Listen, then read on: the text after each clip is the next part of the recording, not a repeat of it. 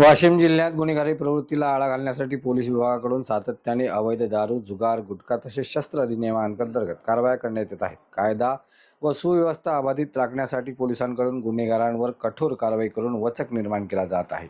8 मे 2026 रोजी स्थानिक गुन्हे शाखेला गुप्त माहिती मिळाली की ग्राम वाकत येथे एक युवक तलवार घेऊन परिसरात दहशत निर्माण करत आहे.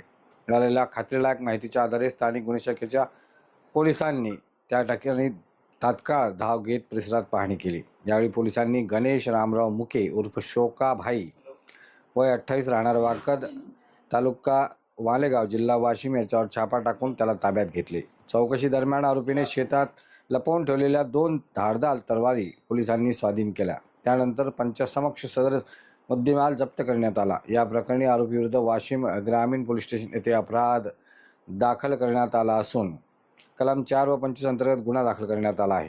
ही कारवाई पोलीस अधीक्षक निकेश खाटमोडे पाटील यांच्या मार्गदर्शनाखाली अप्पर पोलीस अधीक्षक श्रीमती लता फड, सहाय्यक पोलीस अधीक्षक नवदीप अगरवाल, उपविभागीय पोलीस अधिकारी वाशिम, पोलीस निरीक्षक प्रदीप परदेशी व पोलीस उपनिरीक्षक निकेश जाधव तसेच स्थानिक गुन्हे शाखेच्या पथकाने केली.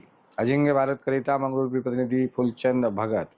अशाच महत्त्वपूर्ण बातम्यांच्या अपडेटसाठी अजिंक्य भारत न्यूजच्या पेजला फॉलो करा आणि सबस्क्राईब करा. Thank you for watching.